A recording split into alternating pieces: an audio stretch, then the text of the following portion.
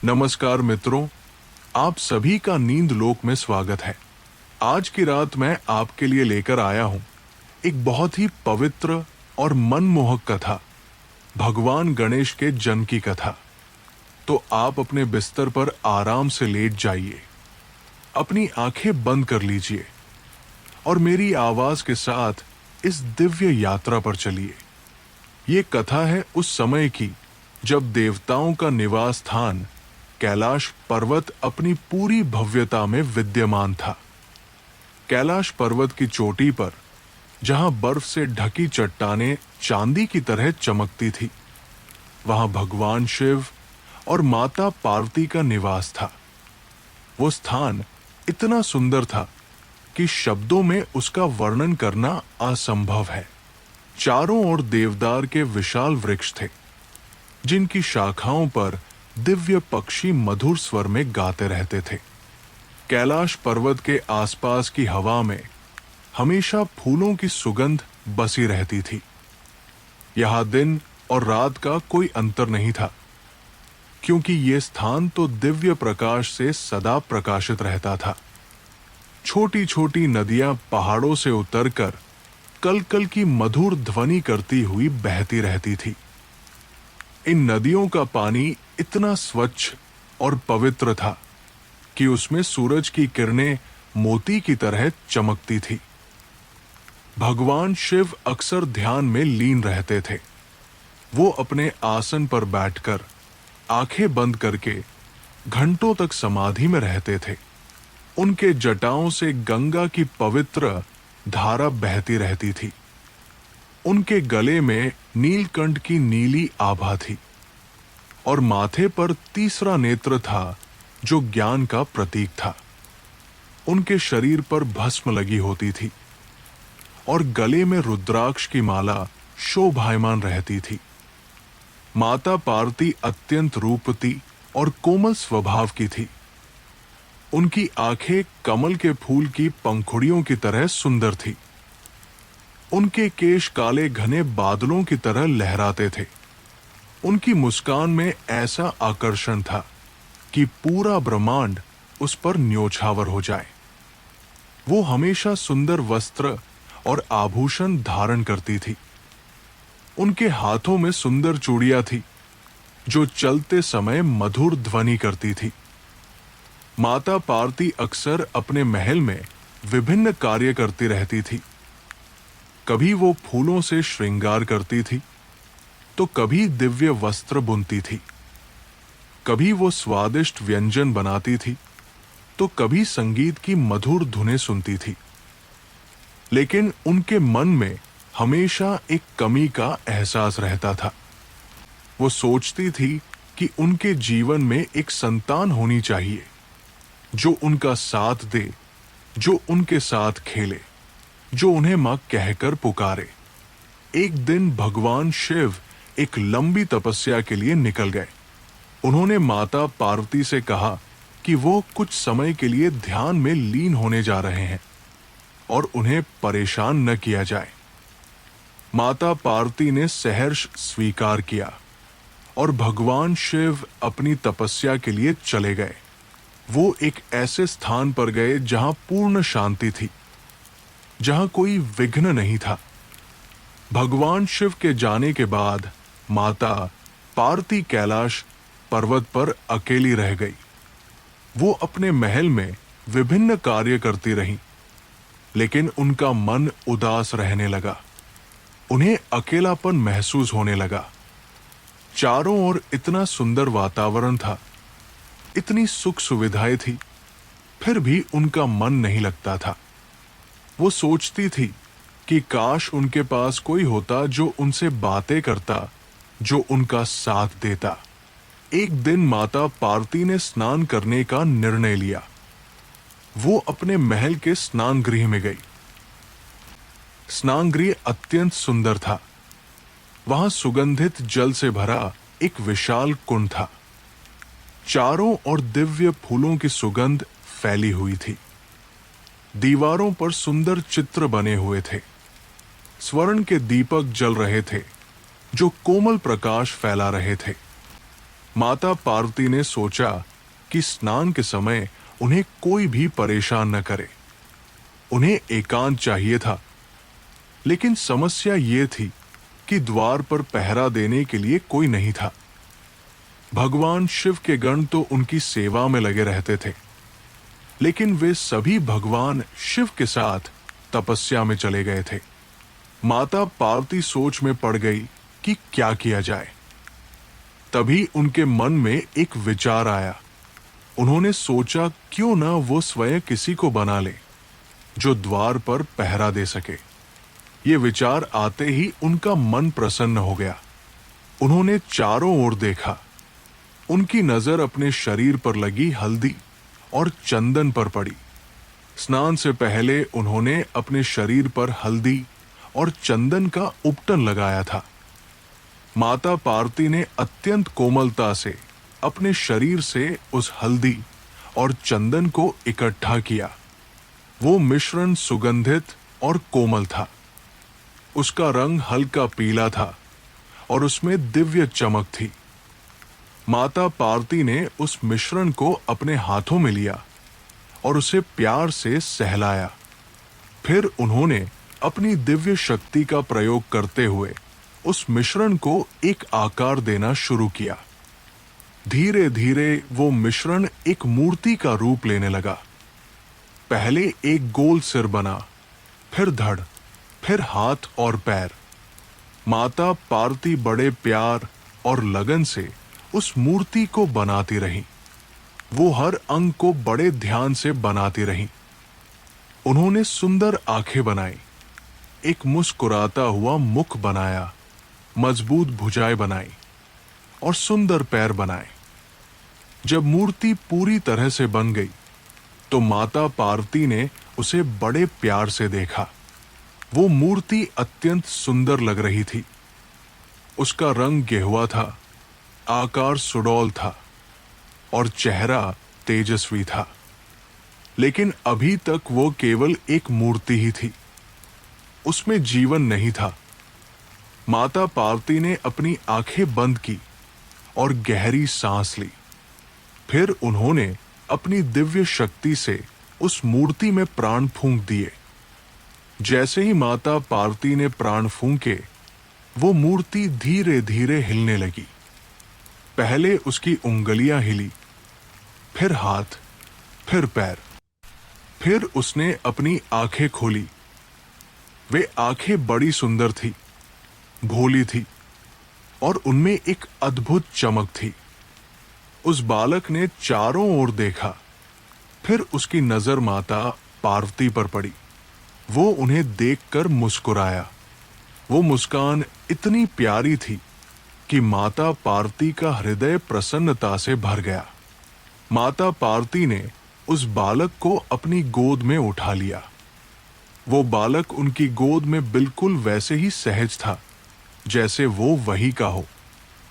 माता पार्वती ने उसके सिर पर हाथ फेरा, उसके गालों को सहलाया और उसे अपने आंचल से ढक लिया। उन्हें ऐसा लग रहा था जैसे ये बालक सचमुच उनका अपना पुत्र हो। उनका मन जो वर्षों से संतान के लिए तरस रहा था, अब शांत हो गया था। माता पार्वती ने उस बालक से कहा, हे वत्स, तुम मेरे पुत्र हो। मैंने तुम्हें अपने हाथों से बनाया है, अपनी शक्ति से तुम्हें जीवन दिया है। आज से तुम मेरे पुत्र हो और मैं तुम्हारी माता हूं। वो बालक माता पार्वती को देखता रहा। उसकी आंखों में प्यार और सम्मान था। उसने अपना सिर झुकाया और कहा, माता, मैं आपका सेवक हूं। आप जो भी आज्ञा देंगी मैं वही करूंगा। माता पार्वती अत्यंत प्रसन्न हुई। उन्होंने उस बालक को सुंदर वस्त्र और आभूषण दिए। उन्होंने उसे एक सुंदर धोती पहनाई जो रेशम की बनी थी। उसके गले में एक सुंदर माला डाली। उसके हाथों में कंगन पहनाए। जब वो बालक इन सब आभूषणों से सुसज्जित हो गया तो वो और भी सुंदर लगने लगा। फिर माता पार्वती ने उस बालक को अपने स्नान गृह के द्वार पर खड़ा किया। उन्होंने कहा, हे पुत्र, मैं अभी स्नान करने जा रही हूं। तुम्हें यहां द्वार पर खड़े होकर पहरा देना है। तुम्हें किसी को भी, मैं कहती हूं किसी को भी अंदर नहीं आने देना है, चाहे कोई भी क्यों न हो। तुम्हें उसे रोकना है। क्या तुम ये काम कर सकते हो? वो बालक सीधा खड़ा हो गया। उसने अपनी छाती चौड़ी की और कहा, माता, आप निश्चिंत होकर स्नान करें। मैं आपको वचन देता हूं कि जब तक आप स्नान कर रही हैं, मैं किसी को भी अंदर नहीं आने दूंगा। आप मुझ पर विश्वास कीजिए। माता पार्वती मुस्कुराई और स्नान के लिए अंदर चली गई। वो बालक द्वार पर खड़ा हो गया। उसने द्वार को पकड़ लिया और चौकस होकर खड़ा हो गया। उसकी आंखें सतर्क थी। वो अपनी माता द्वारा दिए गए कार्य को पूरी निष्ठा से करना चाहता था। वो सोच रहा था कि कोई भी आए, वो उसे रोक लेगा। उसे अपनी माता पर पूरा भरोसा था और वह उनकी आज्ञा का पालन करना चाहता था। इधर माता पार्वती शांति से स्नान कर रही थी। उन्हें यह जानकर बड़ी प्रसन्नता हो रही थी कि उनका अपना पुत्र द्वार पर पहरा दे रहा है। पानी में सुगंधित फूलों की पंखुड़ियां तैर रही थी। चंदन और केसर का सुगंधित लेप पानी में घुला हुआ था। माता पार्वती ने अपने लंबे केशों को धोया, अपने शरीर को स्वच्छ किया और मंत्रों का उच्चारण करती रही। उधर भगवान शिव अपनी तपस्या पूरी करके वापस लौट रहे थे। उनकी तपस्या सफल हुई थी और वो प्रसन्न थे। वो अपने प्रिय कैलाश पर्वत पर वापस आना चाहते थे। वो अपनी पत्नी माता पार्वती से मिलना चाहते थे। जैसे जैसे वो कैलाश के पास पहुंचते गए, उनके कदम तेज होते गए। भगवान शिव जब अपने महल के पास पहुंचे तो उन्होंने सोचा कि वो सीधे अपने कक्ष में जाएंगे। वो माता पार्वती को खोजते हुए महल के विभिन्न भागों में गए, लेकिन माता पार्वती कहीं नहीं मिली। फिर उन्हें ध्यान आया कि शायद माता पार्वती स्नान गृह में होंगी। वो स्नान गृह की ओर चल पड़े। जैसे ही भगवान शिव स्नान गृह के द्वार के पास पहुंचे, उन्होंने देखा कि वहां एक अनजान बालक खड़ा है। वो बालक द्वार पर सीधा खड़ा था और बड़ी दृढ़ता से द्वार को पकड़े हुए था। भगवान शिव को बड़ा आश्चर्य हुआ। उन्होंने सोचा कि ये बालक कौन है और यहां क्या कर रहा है। ये बालक तो उन्होंने पहले कभी नहीं देखा था। भगवान शिव ने सोचा कि शायद ये कोई सेवक है जिसे माता पार्वती ने द्वार पर खड़ा किया है। उन्होंने बालक की ओर ध्यान नहीं दिया और अंदर जाने के लिए आगे बढ़े। लेकिन जैसे ही वो आगे बढ़े, उस बालक ने अपना हाथ आगे करके उन्हें रोक दिया। उस बालक ने दृढ़ता से कहा, रुकिए, आप अंदर नहीं जा सकते। भगवान शिव चौंक गए। उन्होंने सोचा कि शायद उन्होंने ठीक से नहीं सुना। उन्होंने पूछा, तुम क्या कह रहे हो बालक? मैं अंदर क्यों नहीं जा सकता? ये मेरा अपना महल है। वो बालक बिना डरे बोला, मुझे नहीं पता कि ये आपका महल है या नहीं। मुझे केवल इतना पता है कि मेरी माता ने मुझे आज्ञा दी है कि मैं किसी को भी अंदर न जाने दूं। इसलिए आप अंदर नहीं जा सकते। भगवान शिव को और भी आश्चर्य हुआ। उन्होंने पूछा, तुम्हारी माता कौन है? वो बालक गर्व से बोला, मेरी माता देवी पार्वती है। वो अभी स्नान कर रही है और उन्होंने मुझे द्वार पर पहरा देने के लिए कहा है। भगवान शिव को बड़ा अजीब लगा। उन्हें तो इस बालक के बारे में कुछ भी पता नहीं था। वो सोचने लगे कि ये माजरा क्या है। भगवान शिव ने फिर से प्रयास किया। उन्होंने कहा, बालक, मैं भगवान शिव हूं, देवी पार्वती का पति। ये मेरा अपना घर है, तुम मुझे अंदर जाने से नहीं रोक सकते। लेकिन वो बालक अपनी जगह से नहीं हिला। उसने दृढ़ता से कहा, मुझे नहीं पता कि आप कौन हैं। मेरी माता ने मुझसे कहा है कि मैं किसी को भी अंदर न जाने दूं, इसलिए आप भी अंदर नहीं जा सकते। आप यही प्रतीक्षा करें जब तक मेरी माता स्नान करके बाहर नहीं आ जाती। भगवान शिव को गुस्सा आने लगा। उन्हें अपने ही घर में एक अनजान बालक द्वारा रोका जा रहा था। ये बात उन्हें बिल्कुल पसंद नहीं आई। उन्होंने ऊंची आवाज में कहा, बालक, तुम नहीं जानते कि तुम किससे बात कर रहे हो। मैं भगवान शिव हूं। मैं जहां चाहूं वहां जा सकता हूं। अब तुम मेरा रास्ता छोड़ दो। लेकिन वो बालक अपनी जगह पर दृढ़ता से खड़ा रहा। उसने कहा, मैं किसी से नहीं डरता। मैं अपनी माता की आज्ञा का पालन कर रहा हूं। चाहे आप कोई भी हो, आप अंदर नहीं जा सकते। ये सुनकर भगवान शिव का क्रोध और बढ़ गया। उन्होंने सोचा कि ये बालक बहुत ही जिद्दी है, अब इससे बात करना व्यर्थ है। भगवान शिव ने अपने गणों को बुलाया। उनके अनेक गण थे जो हमेशा उनकी सेवा में तत्पर रहते थे। उन गणों में नंदी, भृंगी और अन्य अनेक शक्तिशाली गण थे। जब गण आए तो भगवान शिव ने उनसे कहा, इस बालक को यहां से हटाओ। ये मुझे अंदर जाने से रोक रहा है। गण आगे बढ़े। वे सोच रहे थे कि ये तो केवल एक छोटा सा बालक है, इसे हटाना बहुत आसान होगा। लेकिन जैसे ही वे उस बालक के पास पहुंचे, उस बालक ने उन सभी को चुनौती दी। वो बोला, आओ, अगर तुम में हिम्मत है तो मुझे हटाकर दिखाओ। मैं अपनी माता की आज्ञा का पालन कर रहा हूं और मैं किसी को भी अंदर नहीं जाने दूंगा। गणों ने सोचा कि ये बालक बहुत अभिमानी है। उन्होंने उस बालक पर आक्रमण किया। लेकिन आश्चर्य की बात ये हुई कि वो बालक अत्यंत शक्तिशाली निकला। उसने एक एक करके सभी गणों को परास्त कर दिया। कुछ गणों को उसने धक्का देकर गिरा दिया, कुछ को उसने अपनी मुट्ठी से मारा और कुछ को उसने इतनी जोर से धक्का दिया कि वे दूर जाकर गिरे। भगवान शिव ये सब देख रहे थे। उन्हें बड़ा आश्चर्य हुआ कि ये साधारण सा दिखने वाला बालक इतना शक्तिशाली कैसे है।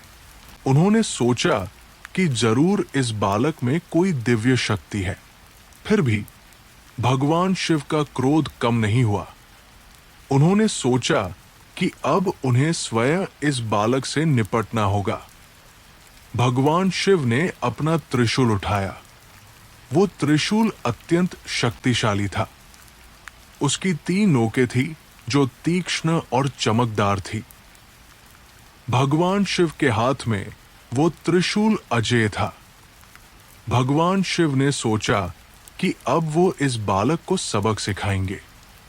उन्होंने अपना त्रिशूल उठाया और उस बालक की ओर बढ़े। वो बालक भी तैयार हो गया। उसने भी एक लाठी उठा ली और लड़ने के लिए तैयार हो गया। भगवान शिव और उस बालक के बीच भयंकर युद्ध शुरू हो गया। दोनों ओर से प्रहार होने लगे। वो बालक अत्यंत वीरता से लड़ रहा था। वो भगवान शिव के हर प्रहार को रोक रहा था और बदले में प्रहार कर रहा था। ये युद्ध बहुत देर तक चलता रहा। आकाश में बादल गरजने लगे, बिजली चमकने लगी, धरती कांपने लगी। देवता भी ये युद्ध देख रहे थे और आश्चर्यचकित हो रहे थे। वे सोच रहे थे कि ये बालक कौन है जो भगवान शिव का सामना कर रहा है। अंत में भगवान शिव ने अपनी पूरी शक्ति लगाकर अपना त्रिशूल उस बालक की ओर फेंका। वो त्रिशूल अत्यंत तीव्र गति से उस बालक की ओर गया और उसने उस बालक का सिर धड़ से अलग कर दिया। वो बालक का सिर दूर जाकर गिर गया और उसका शरीर वही जमीन पर गिर पड़ा। भगवान शिव का क्रोध अब शांत हो गया था। उन्होंने सोचा कि अब वो अंदर जा सकते हैं। वो स्नानगृह के अंदर गए। जैसे ही माता पार्वती ने भगवान शिव को देखा, वो प्रसन्न हुई। उन्होंने कहा, आप आ गए। मैं आपकी प्रतीक्षा कर रही थी, लेकिन द्वार पर मेरा पुत्र था, उसने आपको रोका नहीं। भगवान शिव चौंक गए। उन्होंने पूछा, तुम्हारा पुत्र? कौन पुत्र? माता पार्वती ने कहा, जो बालक द्वार पर खड़ा था वो मेरा पुत्र है। मैंने उसे अपने हाथों से बनाया है। मैंने उसे द्वार पर पहरा देने के लिए कहा था। भगवान शिव को बड़ा धक्का लगा। उन्हें एहसास हुआ कि उन्होंने क्या कर दिया है। उन्होंने अपनी ही पत्नी के पुत्र का सिर काट दिया था। वो तुरंत बाहर भागे। जब माता पार्वती भी बाहर आई और उन्होंने अपने पुत्र के शरीर को बिना सिर के जमीन पर पड़ा देखा, तो वो चीख पड़ी। माता पार्वती की चीख इतनी तीव्र थी कि पूरा ब्रह्मांड कांप गया। तीनों लोक हिल गए। सभी देवता घबरा गए। माता पार्वती ने अपने पुत्र के शरीर को गोद में उठाया और विलाप करने लगी। वो रो रो कर कह रही थी, हे मेरे पुत्र, तुझे क्या हो गया? तूने क्या अपराध किया था? तूने तो केवल अपनी माता की आज्ञा का पालन किया था। ये कैसा अन्याय हुआ? माता पार्वती का दुख देखकर भगवान शिव भी दुखी हो गए। उन्हें अपनी गलती का एहसास हुआ। उन्होंने सोचा कि उन्होंने क्रोध में आकर ये भयंकर कार्य कर दिया। अब इसका समाधान कैसे होगा? माता पार्वती से क्षमा कैसे मांगी जाए? माता पार्वती का क्रोध भी बहुत बढ़ गया था। उन्होंने भगवान शिव से कहा, आपने मेरे पुत्र को मार दिया। अब मैं कभी भी शांत नहीं रहूंगी। मैं पूरे ब्रह्मांड का विनाश कर दूंगी। जब तक मेरे पुत्र को जीवित नहीं किया जाता, तब तक मैं शांत नहीं होंगी। माता पार्वती के क्रोध से सभी देवता भयभीत हो गए। उन्हें डर लगने लगा कि अगर माता पार्वती ने अपनी शक्ति का प्रयोग किया तो पूरा ब्रह्मांड नष्ट हो जाएगा। सभी देवता भगवान शिव के पास आए और उनसे विनती करने लगे कि वो कुछ करें और माता पार्वती को शांत करें। भगवान शिव भी सोच में पड़ गए। उन्होंने सोचा कि इस समस्या का समाधान क्या हो सकता है। वो बालक तो मर चुका था, उसका सिर धड़ से अलग हो चुका था। अब उसे कैसे जीवित किया जाए? भगवान शिव ने अपने गणों को बुलाया और उनसे विचार विमर्श किया। तभी भगवान ब्रह्मा वहां आए। भगवान ब्रह्मा सृष्टि के रचयिता है और बहुत ज्ञानी है। उन्होंने भगवान शिव से कहा, हे महादेव, इस समस्या का एक समाधान है। आप अपने गणों को भेजिए। जो भी प्राणी सबसे पहले मिले और उसका सिर उत्तर दिशा की ओर हो, उसका सिर काट कर लाएं। फिर उस सिर को इस बालक के धड़ पर लगा दें और अपनी दिव्य शक्ति से उसे जीवित कर दें। भगवान शिव को ये विचार अच्छा लगा। उन्होंने तुरंत अपने गणों को आज्ञा दी कि वे जाएं और जो भी प्राणी उन्हें सबसे पहले मिले, जिसका सिर उत्तर दिशा की ओर हो, उसका सिर लेकर आए। गण तुरंत चल पड़े। वे जंगलों में, पहाड़ों पर, नदियों के किनारे हर जगह खोजने लगे। बहुत खोजने के बाद उन्हें एक हाथी मिला। वो हाथी एक नदी के किनारे खड़ा था और पानी पी रहा था। जब गणों ने ध्यान से देखा तो उन्होंने पाया कि उस हाथी का सिर उत्तर दिशा की ओर था। गण बहुत प्रसन्न हुए। उन्होंने सोचा कि यही वह प्राणी है जिसे वे खोज रहे थे। गणों ने उस हाथी के पास जाकर उसे समझाया कि ये कार्य बहुत महत्वपूर्ण है। उन्होंने हाथी से कहा कि तुम्हारा सिर एक महान उद्देश्य के लिए चाहिए। हाथी ने सहर्ष अपना सिर देने के लिए सहमति दे दी। फिर गणों ने बड़ी सावधानी से उस हाथी का सिर काटा और उसे लेकर कैलाश पर्वत पर वापस आ गए। जब गण हाथी का सिर लेकर आए तो भगवान शिव ने उस सिर को उस बालक के धड़ पर रख दिया। फिर भगवान शिव ने अपनी दिव्य शक्ति का प्रयोग किया। उन्होंने अपने हाथ उस बालक के ऊपर रखे और मंत्रों का उच्चारण किया। धीरे धीरे वो हाथी का सिर उस बालक के धड़ से जुड़ने लगा। फिर भगवान शिव ने उस बालक में प्राण फूंके। कुछ ही क्षणों में वह बालक जीवित हो गया, लेकिन अब उसका सिर हाथी का था। उसकी एक लंबी सूंड थी, बड़े बड़े कान थे और छोटी छोटी आंखें थी, लेकिन उसका शरीर मनुष्य का ही था। वो एक अनोखा रूप था जो पहले कभी नहीं देखा गया था। जब वो बालक जीवित हुआ तो उसने अपनी माता पार्वती को देखा। माता पार्वती की आंखों में खुशी के आंसू आ गए। उन्होंने अपने पुत्र को गले से लगा लिया।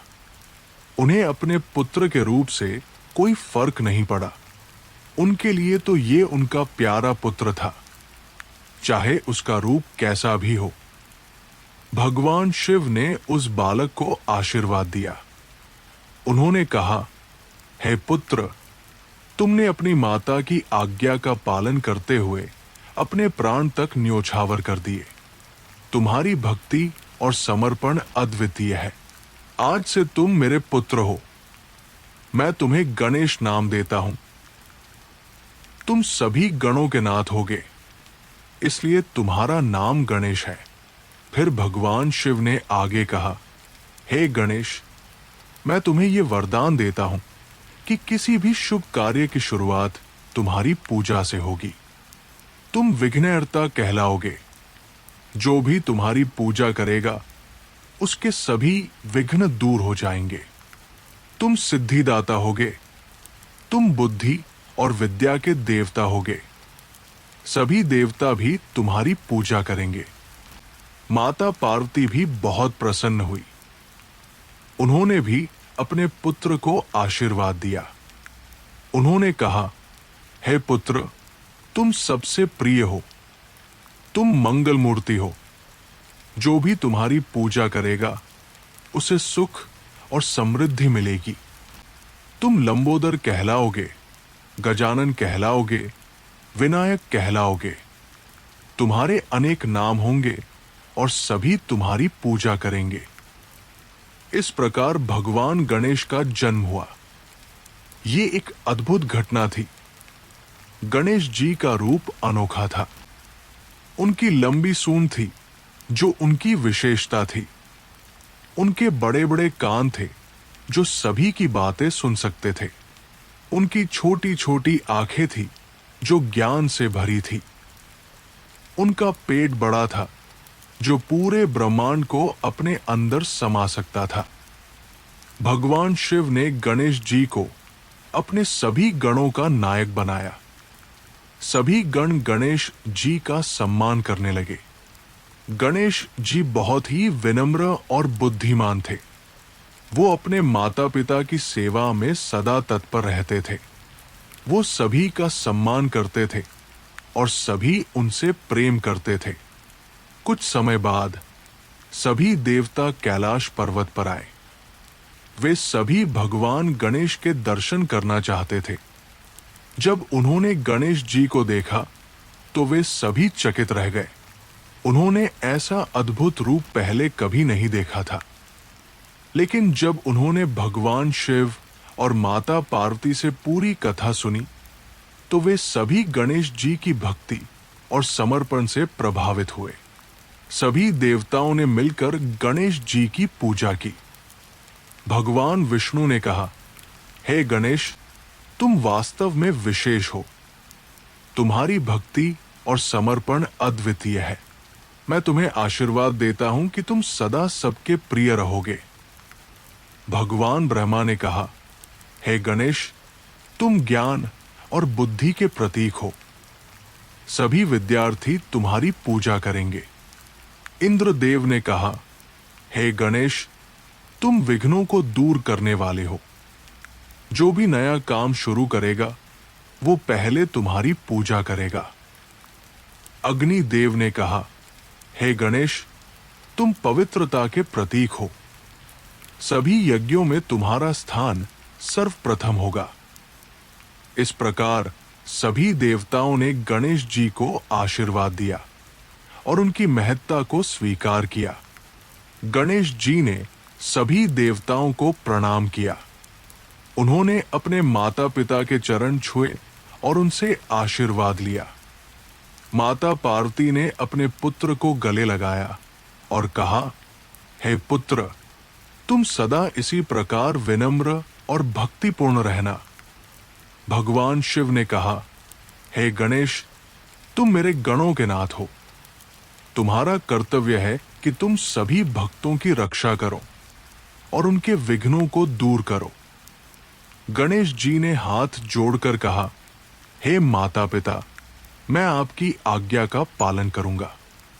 मैं सदा भक्तों की सेवा में तत्पर रहूंगा। जो भी मेरी शरण में आएगा मैं उसकी सहायता करूंगा। मैं विघ्नों को दूर करूंगा और सभी को सुख और शांति दूंगा।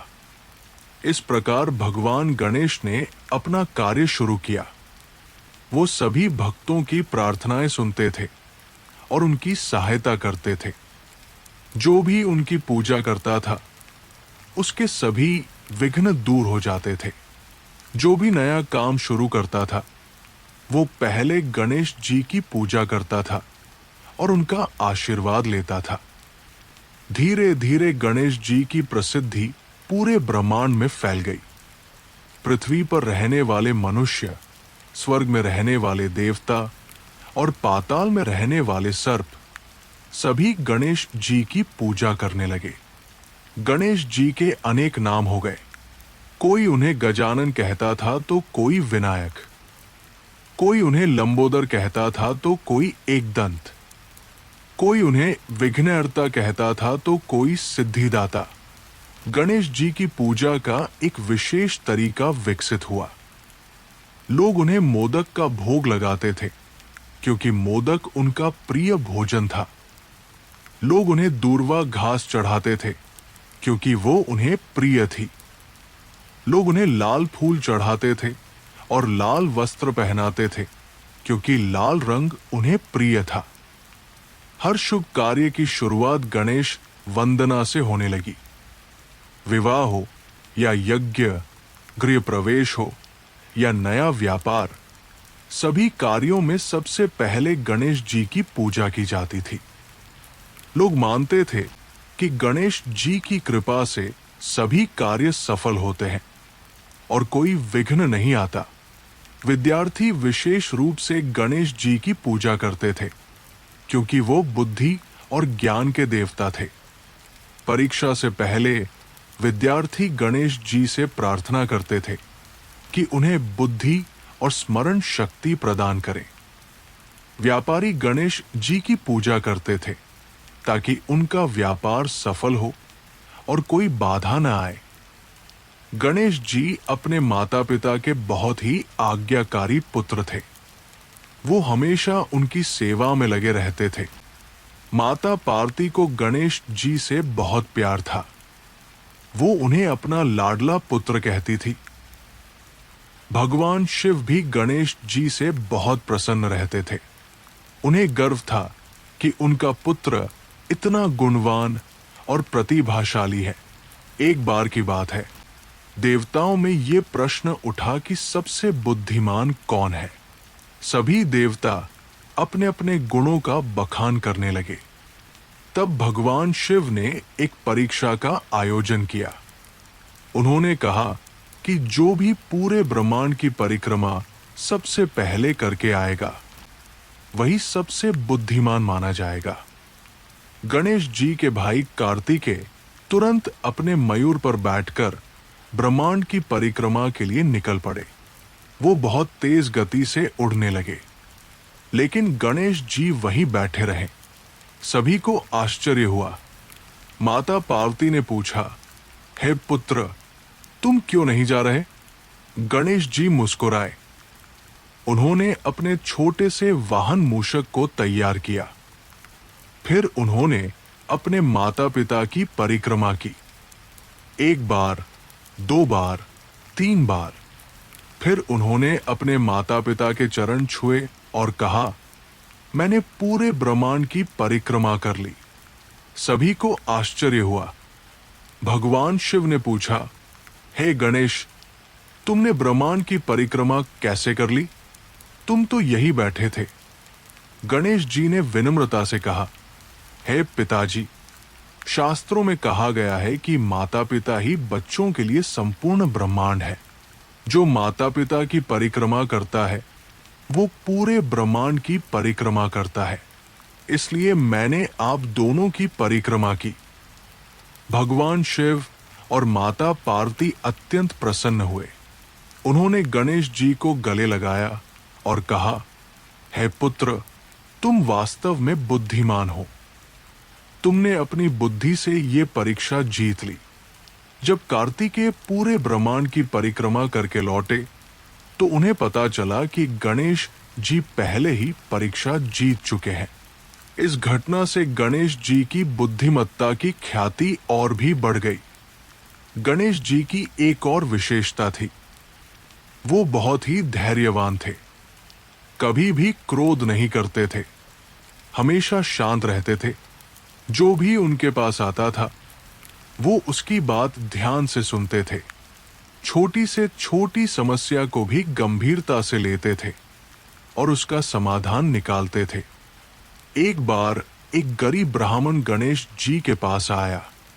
वो बहुत परेशान था क्योंकि उसकी बेटी की शादी थी, लेकिन उसके पास पैसे नहीं थे। वो रो रो कर गणेश जी से प्रार्थना करने लगा। गणेश जी ने उसकी प्रार्थना सुनी और उसे आशीर्वाद दिया। अगले ही दिन उस ब्राह्मण को एक खजाना मिल गया और वो अपनी बेटी की शादी धूमधाम से कर सका। एक बार एक विद्यार्थी गणेश जी के पास आया। वो बहुत मेहनत करता था, लेकिन उसे परीक्षा में सफलता नहीं मिल रही थी। वो निराश हो गया था। गणेश जी ने उसे समझाया कि मेहनत के साथ साथ एकाग्रता भी जरूरी है। उन्होंने उसे ध्यान करने की विधि सिखाई। विद्यार्थी ने गणेश जी की सलाह मानी और अगली परीक्षा में उत्तीर्ण हो गया। इस प्रकार गणेश जी सभी की सहायता करते रहे। वो छोटे बड़े सभी की समस्याओं को सुलझाते रहे।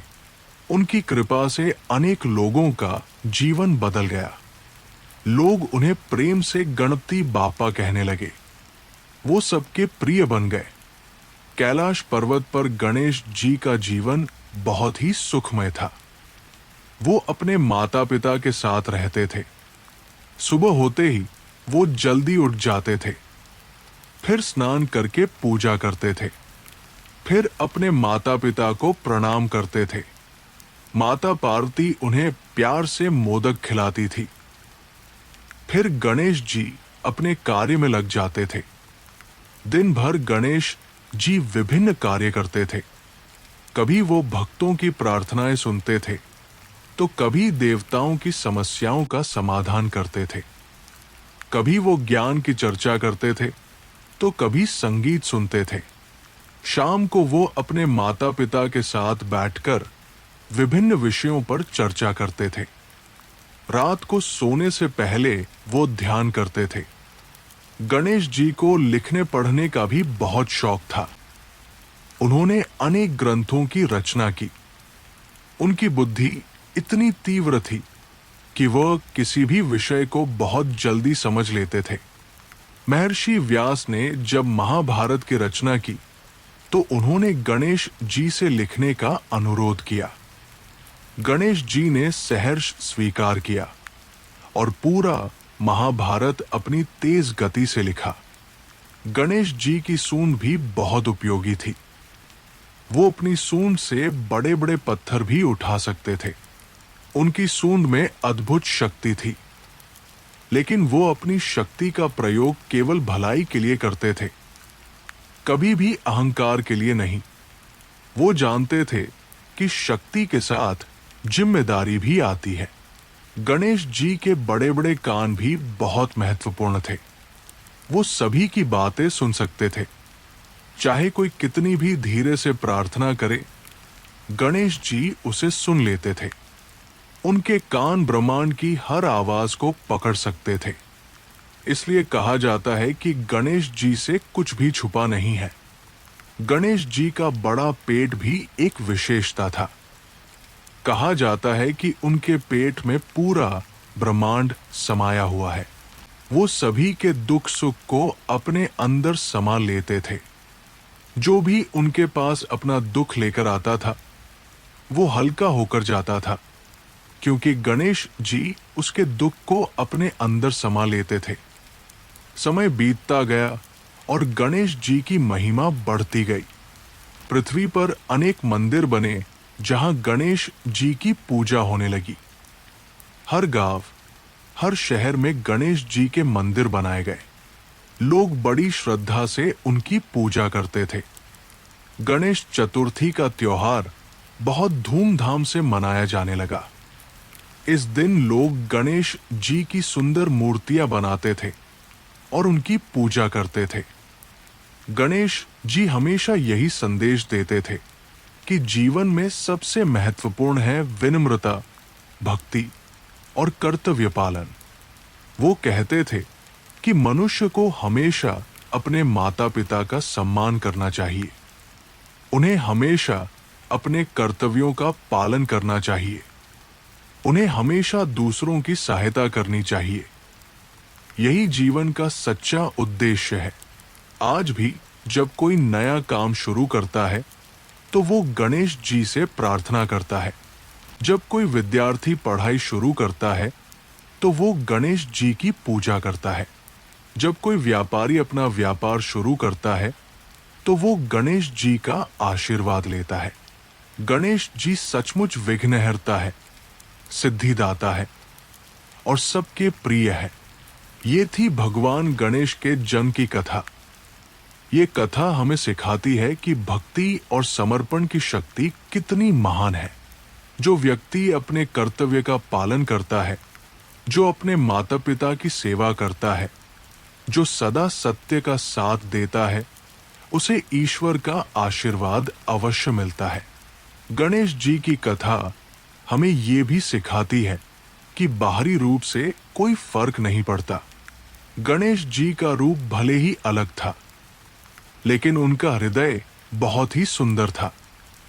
वो प्रेम, करुणा और ज्ञान से भरे हुए थे। इसलिए सभी उनसे प्यार करते थे और उनका सम्मान करते थे। ये कथा हमें ये भी बताती है कि हर समस्या का समाधान होता है। जब गणेश जी का सिर कट गया तो लगा कि ये अंत है, लेकिन भगवान शिव की कृपा से गणेश जी फिर से जीवित हो गए और पहले से भी अधिक शक्तिशाली बन गए। इसलिए हमें कभी भी निराश नहीं होना चाहिए। हर अंधेरे के बाद उजाला आता है। गणेश जी का जीवन हमारे लिए प्रेरणा है। उनकी विनम्रता, उनकी बुद्धिमत्ता, उनकी भक्ति, ये सब हमें सिखाते हैं कि कैसे जीवन जीना चाहिए। हमें भी गणेश जी की तरह विनम्र होना चाहिए, बुद्धिमान होना चाहिए और अपने कर्तव्यों का पालन करना चाहिए। जब भी हम किसी कठिनाई में हो तो हमें गणेश जी को याद करना चाहिए, उनसे प्रार्थना करनी चाहिए। गणेश जी अवश्य हमारी सहायता करेंगे। वो विघ्नहर्ता है। वो हमारे सभी विघ्नों को दूर करेंगे। वो सिद्धिदाता है। वो हमें सफलता दिलाएंगे। बस हमें उन पर विश्वास रखना है और अपने कर्तव्यों का पालन करना है। एक बार एक विद्यार्थी गणेश जी के पास आया। वो बहुत मेहनत करता था, लेकिन उसे परीक्षा में सफलता नहीं मिल रही थी। वो निराश हो गया था। गणेश जी ने उसे समझाया कि मेहनत के साथ साथ एकाग्रता भी जरूरी है। उन्होंने उसे ध्यान करने की विधि सिखाई। विद्यार्थी ने गणेश जी की सलाह मानी और अगली परीक्षा में उत्तीर्ण हो गया। इस प्रकार गणेश जी सभी की सहायता करते रहे। वो छोटे बड़े सभी की समस्याओं को सुलझाते रहे। उनकी कृपा से अनेक लोगों का जीवन बदल गया। लोग उन्हें प्रेम से गणपति बापा कहने लगे। वो सबके प्रिय बन गए। कैलाश पर्वत पर गणेश जी का जीवन बहुत ही सुखमय था। वो अपने माता पिता के साथ रहते थे। सुबह होते ही वो जल्दी उठ जाते थे, फिर स्नान करके पूजा करते थे, फिर अपने माता पिता को प्रणाम करते थे। माता पार्वती उन्हें प्यार से मोदक खिलाती थी। फिर गणेश जी अपने कार्य में लग जाते थे। दिन भर गणेश जी विभिन्न कार्य करते थे। कभी वो भक्तों की प्रार्थनाएं सुनते थे, तो कभी देवताओं की समस्याओं का समाधान करते थे। कभी वो ज्ञान की चर्चा करते थे, तो कभी संगीत सुनते थे। शाम को वो अपने माता पिता के साथ बैठकर विभिन्न विषयों पर चर्चा करते थे। रात को सोने से पहले वो ध्यान करते थे। गणेश जी को लिखने पढ़ने का भी बहुत शौक था। उन्होंने अनेक ग्रंथों की रचना की। उनकी बुद्धि इतनी तीव्र थी कि वह किसी भी विषय को बहुत जल्दी समझ लेते थे।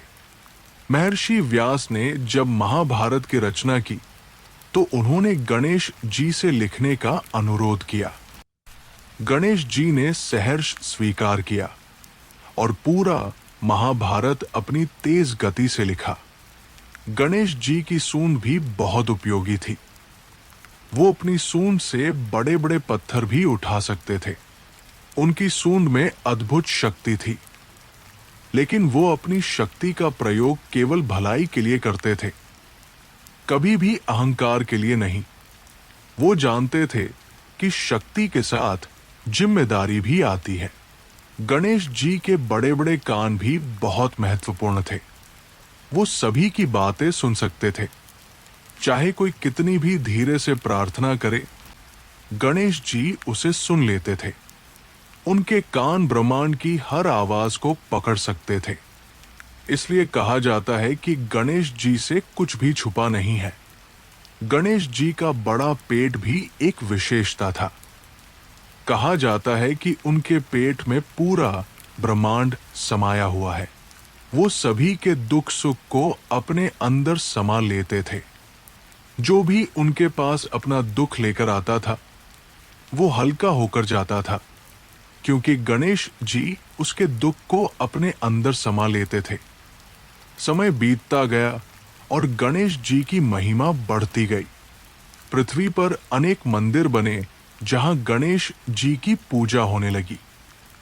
हर गांव, हर शहर में गणेश जी के मंदिर बनाए गए। लोग बड़ी श्रद्धा से उनकी पूजा करते थे। गणेश चतुर्थी का त्योहार बहुत धूमधाम से मनाया जाने लगा। इस दिन लोग गणेश जी की सुंदर मूर्तियां बनाते थे और उनकी पूजा करते थे। गणेश जी हमेशा यही संदेश देते थे कि जीवन में सबसे महत्वपूर्ण है विनम्रता, भक्ति और कर्तव्य पालन।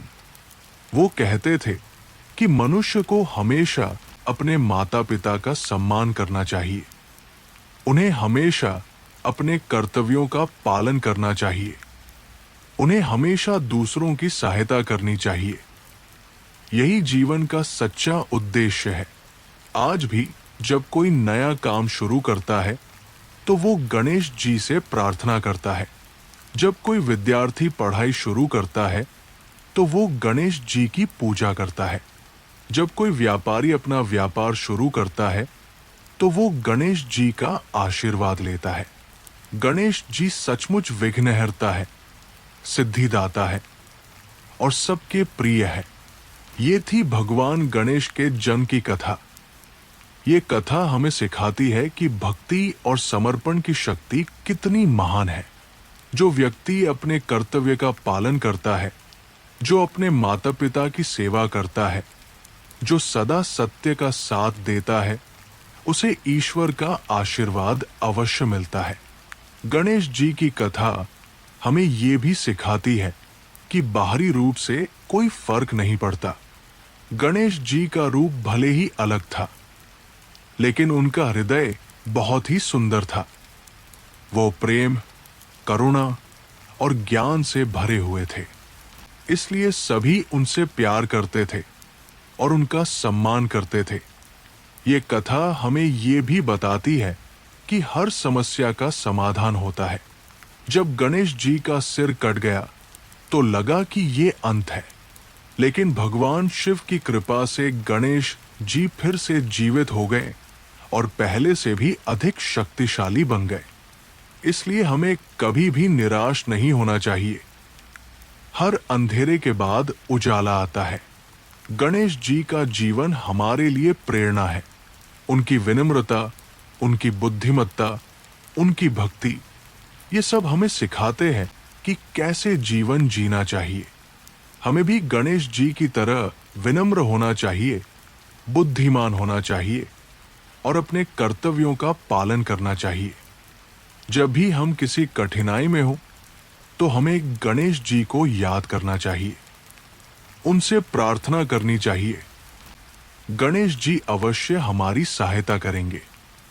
वो विघ्नहर्ता है, वो हमारे सभी विघ्नों को दूर करेंगे। वो सिद्धिदाता है, वो हमें सफलता दिलाएंगे। बस हमें उन पर विश्वास रखना है और अपने कर्तव्यों का पालन करना है।